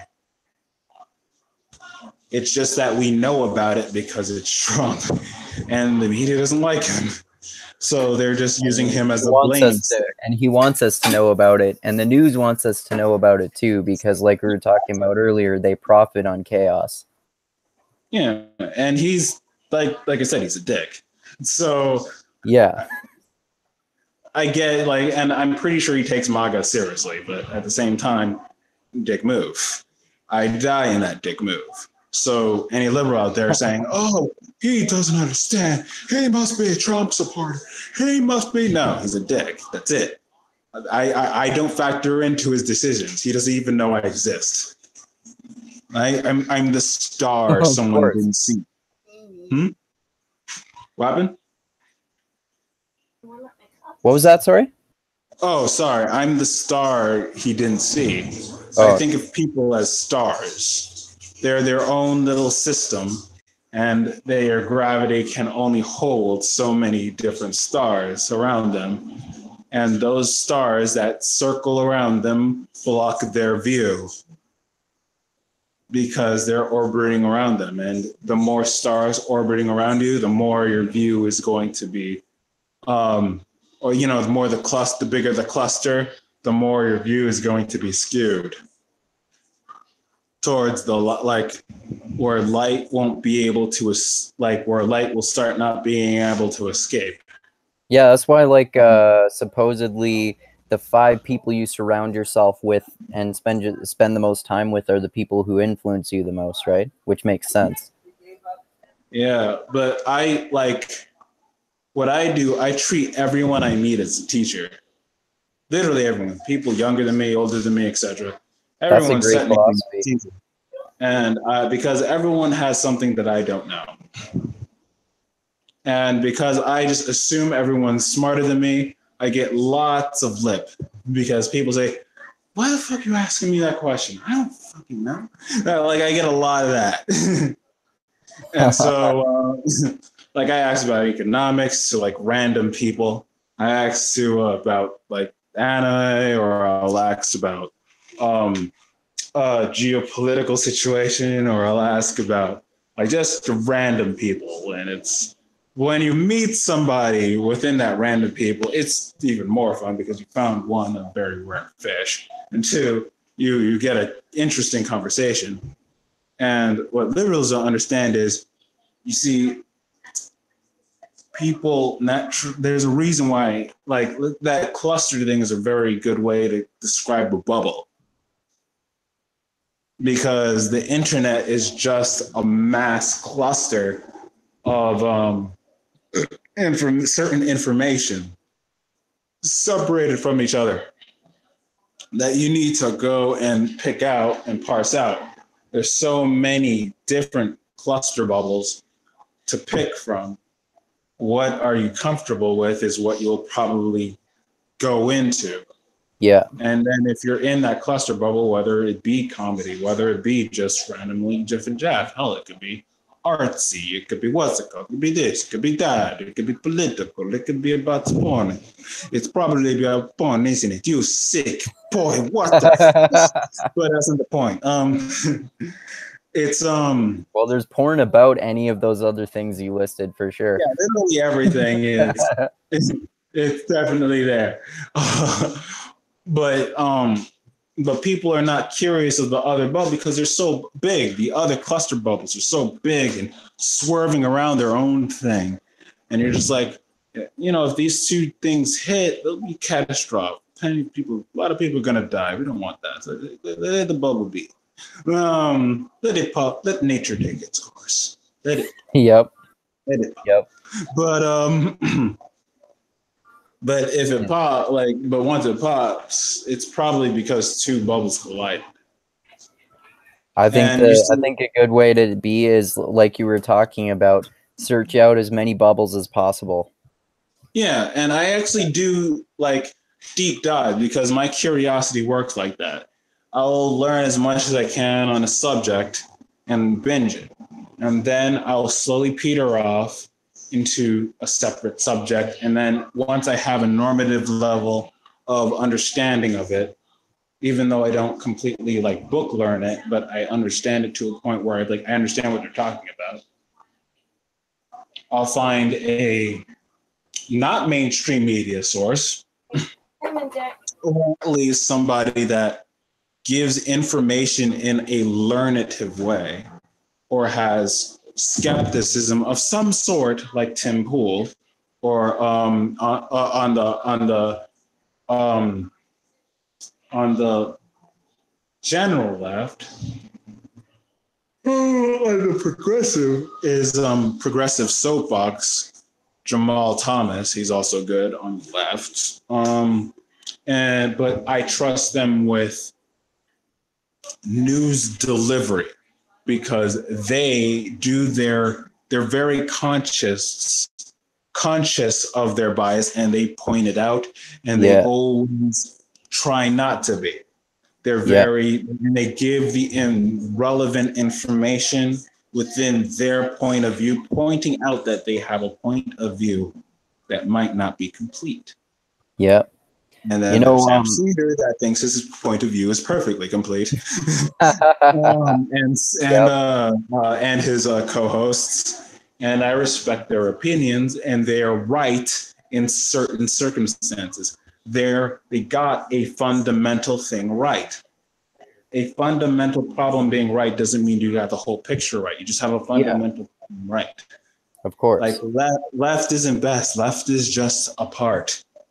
Yes, exactly. Like we were talking about earlier, how Jonathan Haidt and Jordan Peterson, and I'm sure lots of other people talk about how we need all of these different political perspectives: liberals, conservatives, libertarians, everything in between, all three. I think this is a good place to end this for this time. Just as a quick heads up. Yeah.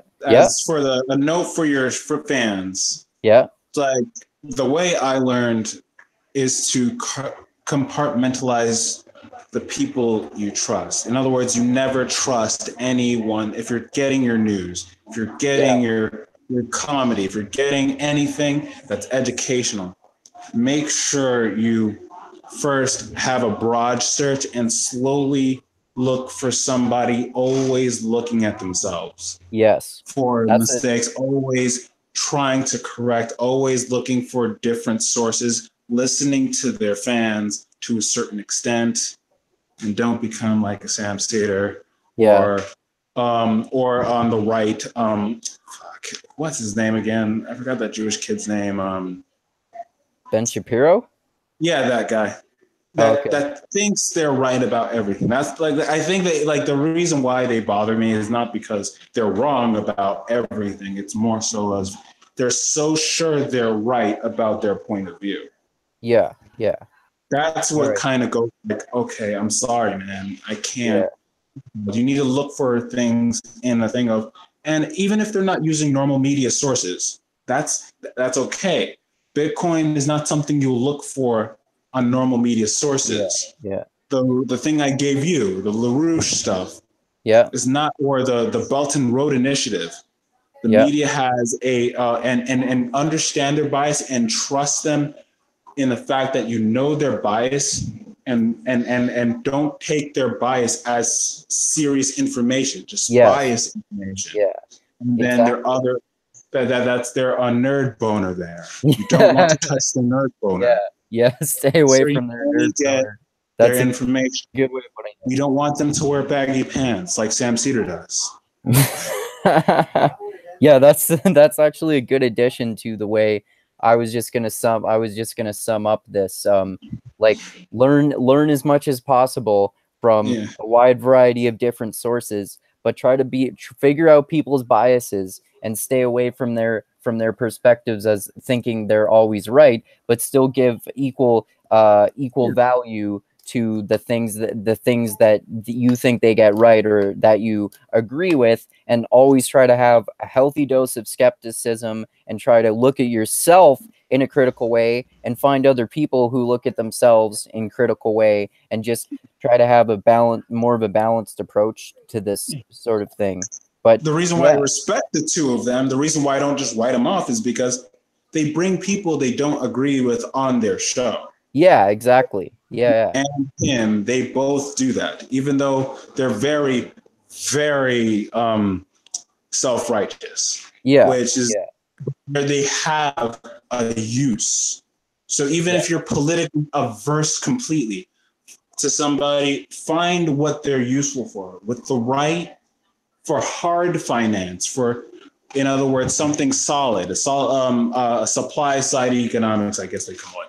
If you're looking rest to the left, look, they're very good at pointing out the social problems. They're wonderful at that. And they're not as technical as the right, but guess what they are? I literally saw a YouTube channel dedicated to looking at the people that are forgotten, the poor people, basically the people that are out of a house.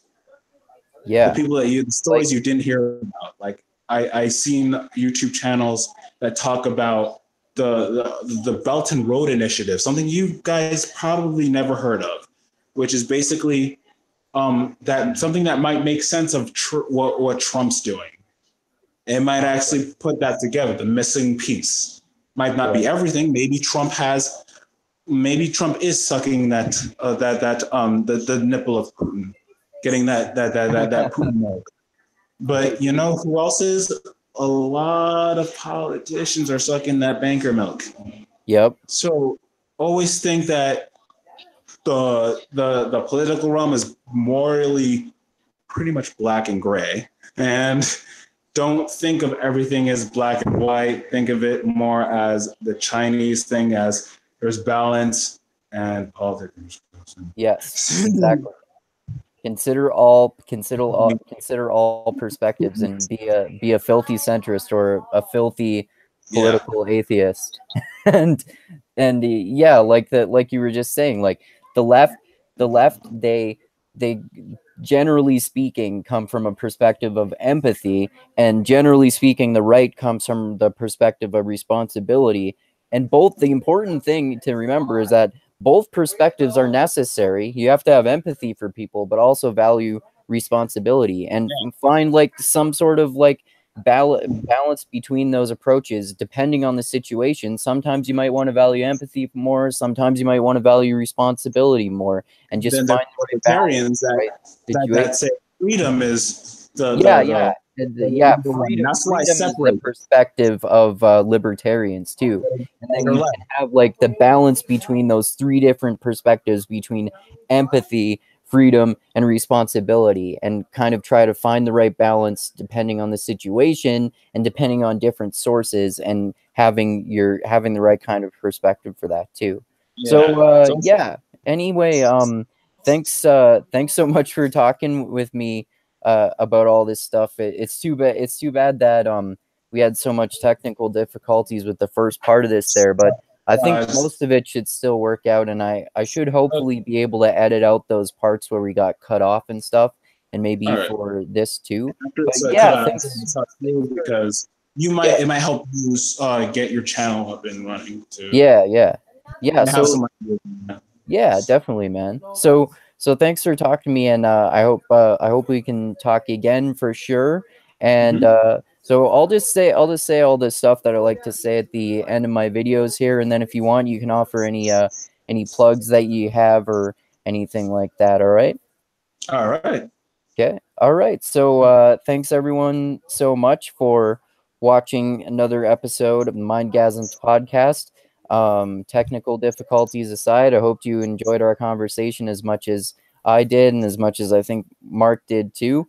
And thank you everyone so much for subscribing to my channel and for contributing to me on Patreon. And thank you so fucking much for anyone else who subscribes to my channel and for anyone else who contributes to me on Patreon. I really appreciate it, and it means a lot to me.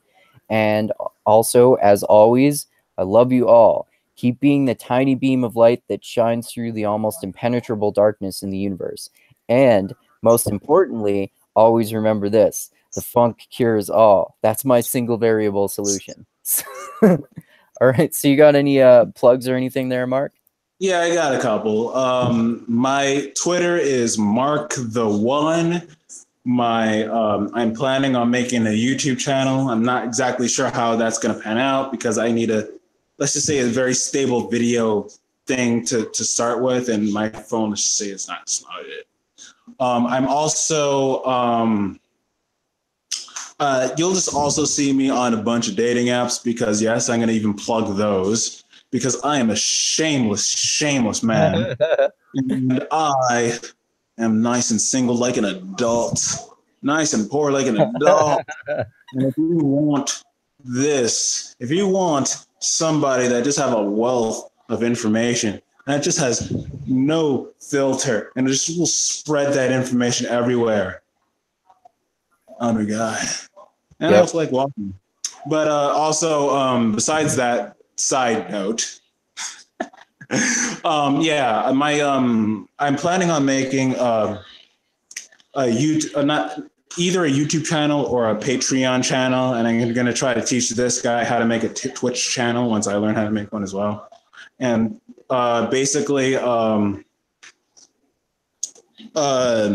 I have a minds.com, which is at Mark Benjamin. Nice and original. Mark Benjamin is the minds.com one.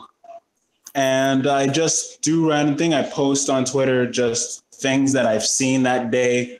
And I don't really read a lot of the comments on Twitter. I normally just, if they're not being dickish, I just click a like, because I just at least in this horrible time, being polite on Twitter, I'm pretty sure is a very, very rare, what's it called? Very rare practice. As I'm looking up freaking hostesses, it's literally today, and guess what? They're all freaking upwards of $100, $600-ish each. Oh wow. I'm like, I can't afford that. I'm not rich enough. Yeah. And I'm not gonna get pulled over by the police, and I'm not even near by happening to hit on somebody on the street or whatever. They happen to be because I didn't learn those social skills. Yeah. So I'm gonna do it like an adult and have that nice what's it called? But besides that, because I like jumping around, you can catch me relatively easy once I make my Patreon. That's also a thing. My sources, this is what I'm going to give. I'm going to give my sources. Okay. My sources are currently reading The Creature of Jekyll Island. Yeah, you mentioned that. That sounds interesting. I'm also I read how what's it called? Rich Dad, Poor Dad. Right. I also read. I listened to the Money GPS YouTube channel, Rogue Money, relatively conservative, like libertarian conservative, like the leave me alone types, not the authoritarian types. Right. Which is very different. Once you know the difference, it's Yeah. actually easy to spot. But, Yep. And not the Sam Harris ones that he likes to wank. I'm talking about the actual normal people, fucking libertarians. Right. The general public. Yeah. Yeah. That just happen to have a little bit more. Right. That doesn't like being fleeced. Right. And then there's also the Progressive Soapbox from Jamal Thomas. Right. Progressive. Tim Pool, also a relative progressive, but he's mostly center. Jordan Peterson, because he did nothing wrong.